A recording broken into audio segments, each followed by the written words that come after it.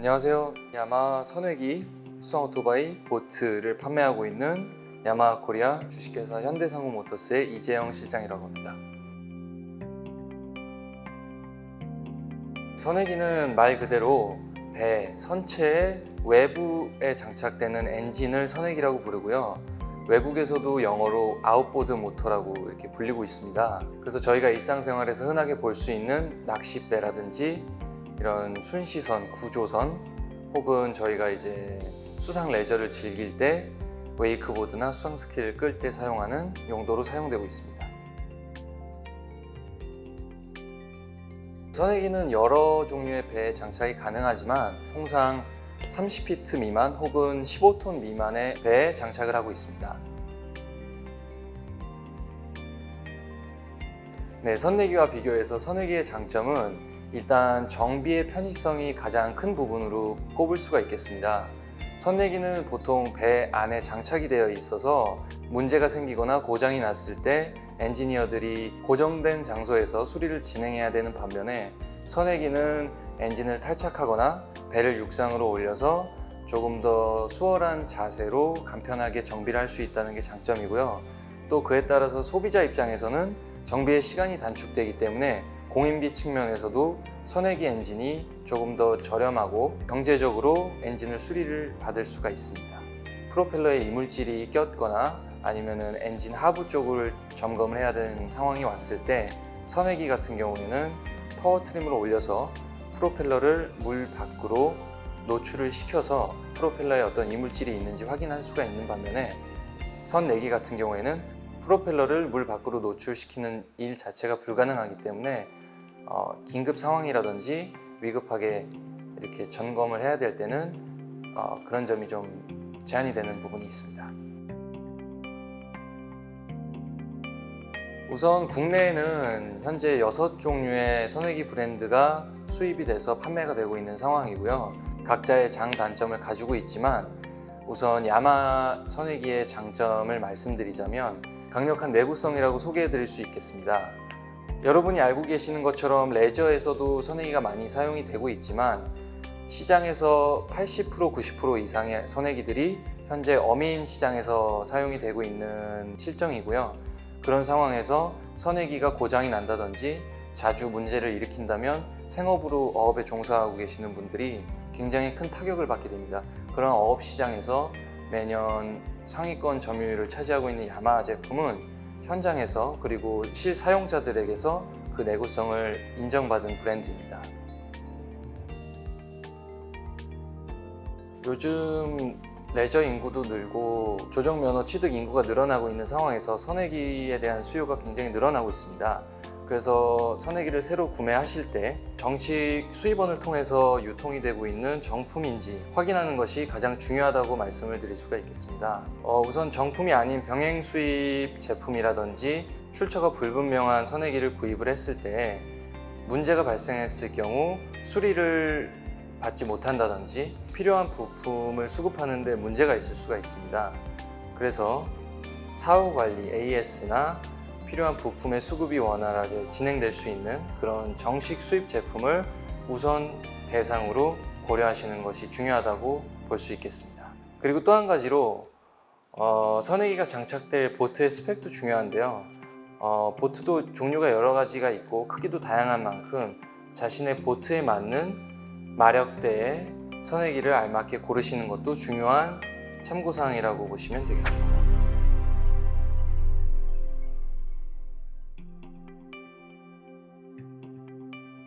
실사용자 입장에서 체감되는 가장 큰 차이점은 아마도 관리 부분이 아닐까 생각이 됩니다.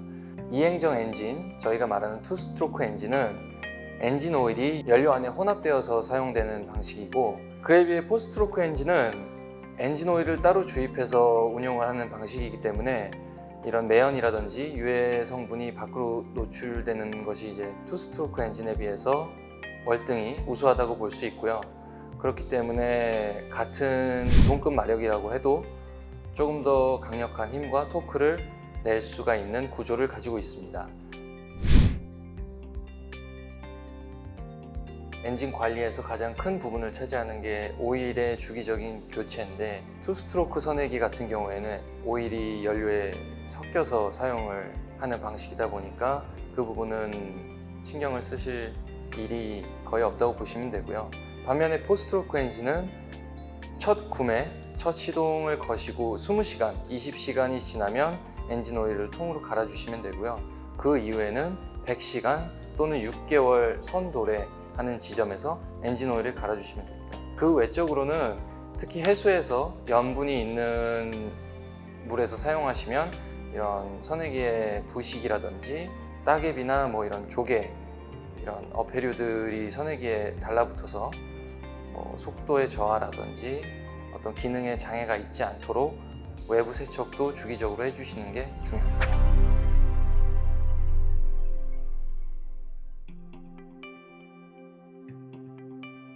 선회기의 추진력은 여러분들이 잘 알고 계시다시피 프로펠러에서 발생을 하게 되고요. 그 프로펠러는 엔진 안쪽에 장착이 된 크랭크 샤프트, 드라이버 샤프트와 맞물려서 회전을 하면서 이렇게 물보라를 일으켜서 추진력을 만들어내는 원리로 작동을 하게 됩니다.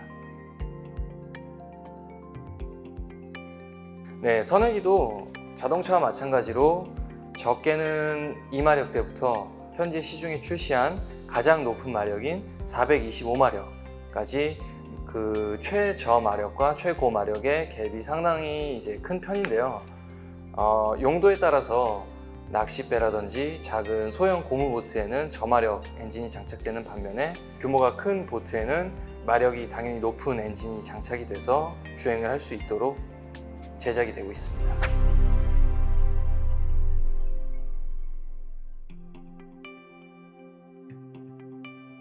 네, 선회기가 고장이 나서 수리를 받아야 할 때 소비자분들께서 가장 먼저 생각을 하셔야 될 부분이 그 업체의 수리 능력도 중요하지만 공식 대리점과 연계가 되어 있는 지정 수리 업체를 방문하셔서 엔진을 고치는 것이 조금 더 신속하고 안전하게 수리를 받아보실 수가 있습니다. 부품 수급이라든지 여러 가지 문제를 해결할 수 있는 범위 자체가 이런 공식 대리점과 연계되어 있는 그런 업체를 찾으시면 보다 만족스러운 서비스를 받아보실 수 있습니다.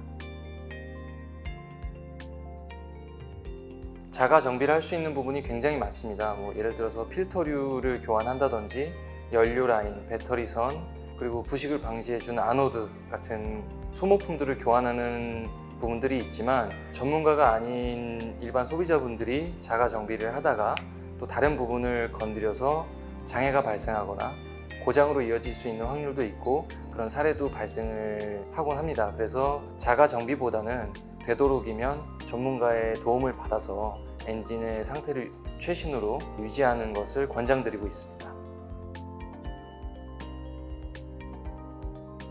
선회기 엔진 오일 교체 주기는 생각보다 간단합니다. 최초 신품의 경우에는 20시간이 지나면 새 엔진 오일로 교체를 해주시면 되고요. 그 다음부터는 60시간, 그 다음부터는 100시간 또는 6개월 선도래 지점에 엔진 오일을 교체해 주시면 되겠습니다. 선회기 관리 중에서도 기본적인 관리가 가장 중요하다고 생각을 하는데요. 기본적인 관리라고 하면 연료 양의 상태, 연료 양의 점검, 엔진 오일의 점검, 그리고 또 이런 배터리와 체결 상태, 이런 것들이 중요하고요. 순환 계통 쪽으로는 연료가 잘 순환되고 있는지, 연료 라인이 꺾인 부분이나 손상된 부분이 없는지, 또 이런 엔진 과열됐을 때 엔진을 식혀주는 냉각수 라인이 이상이 없어서 잘 냉각수가 엔진을 식힐 수 있는 여건을 갖췄는지 점검하시는 게 중요합니다.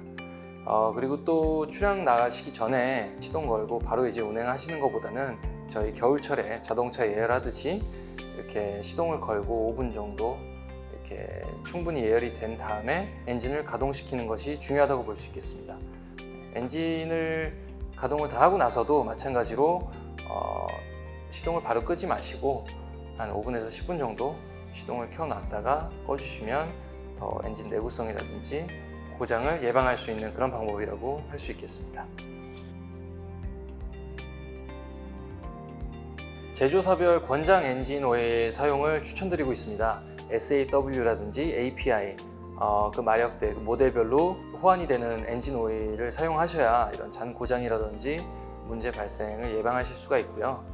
종종 자동차 오일을 사용하시는 분들이 있는데 해수에서 사용되는 마린 전용 특수 엔진 오일이기 때문에 일반적으로 이렇게 육지에서 사용하는 자동차 엔진 오일을 넣어서 고장이 생기는 경우가 없도록 주의하셨으면 좋겠습니다.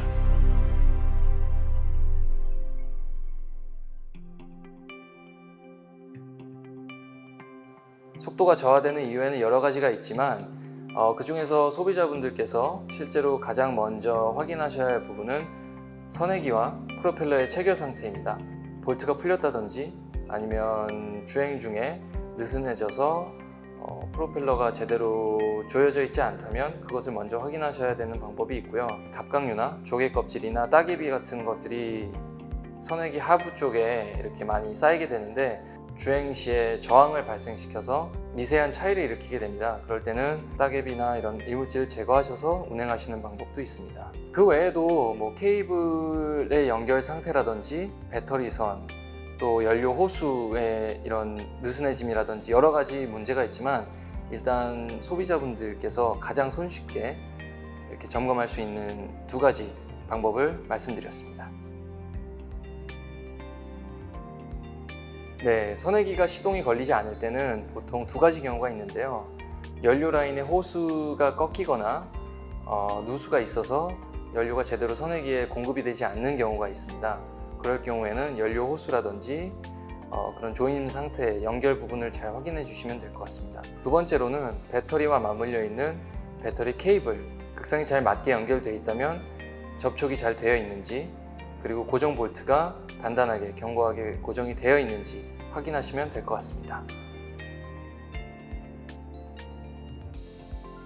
물론 출조를 나가셔서 선회기가 운행 중에 갑자기 작동을 안 하는 경우에 원인은 여러 가지가 있겠습니다만은 우선적으로 그런 구조적인 문제를 제외하고 일단은 외부와 통신을 할 수 있는 통신 장비, 휴대폰이라든지 GPS로 이제 통신할 수 있는 그런 통신 장치를 항상 선내에 구비를 하시는 게 중요하고요. 선내에 항상 예비 연료와 예비 엔진 오일 필터, 그리고 뭐 힘드시겠지만 예비노, 조명탄, 그리고 간단한 공구를 통해서 점검을 시도해 볼 수 있는 장비들을 구비하시면 좋을 것 같습니다. 선회기에는 부식을 방지하기 위해서 미리 선회기 몸체 대신에 부식을 해주는 아노드라는 것이 장착이 되어 있습니다. 그래서 특히나 해수면에 정박을 했을 때 오랫동안 방치가 되어 있으면 아노드가 먼저 부식을 하게 되는데, 이럴 때 부식된 아노드를 새 것으로 교체를 해주시고, 또 오염이 되거나 부식이 된 선체 외부, 선회기 외부가 있다면 그것도 깔끔하게 세척을 하고 염분을 제거해 주시는 게 가장 중요하다고 볼 수 있습니다. 그리고 외부 세척을 진행하셨다면 내부에도 이런 엔진 플러싱을 통해서 민물로 그런 통로, 호수 라인에 염기가 남아있지 않도록 깨끗이 세척하는 것도 중요한 부분이라고 할 수 있겠습니다.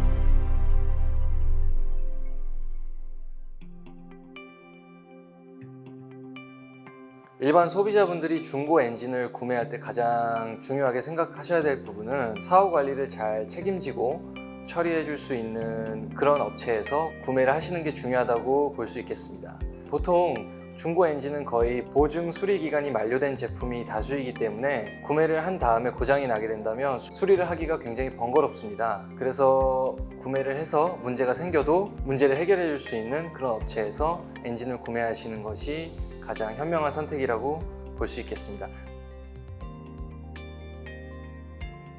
우선 고스펙이라고 하면 출력 부분일 텐데, 자신이 가지고 있는 보트가 또 그 고스펙을 감당하지 못하는 사이즈라든지 크기라면 아무리 좋은 고마력의 제품을 싼 가격에 구매를 하시더라도 문제가 될 수 있습니다. 그래서 엔진을 선택할 때는 엔진 자체만 보는 것이 아니고 어떠한 배에 장착을 할 것인지 심사숙고하셔서 그렇게 해서 엔진을 고르는 게 중요하다고 볼 수 있습니다. 여러 가지가 있겠지만 우선 고장 이력 파악이 먼저 선행이 돼야 되고요. 고장 이력이 있었다면 어떤 이력이 있었는지, 그리고 그 문제가 해결이 됐는지, 그래서 현 상태 엔진이 정상적으로 작동하는지를 점검하셔야 되고요. 가능하다면 시운전까지도 해보시고 소음이라든지 고장 또는 이상 현상이 없는지 확인하시는 것이 아주 확실한 방법이라고 할 수 있겠습니다.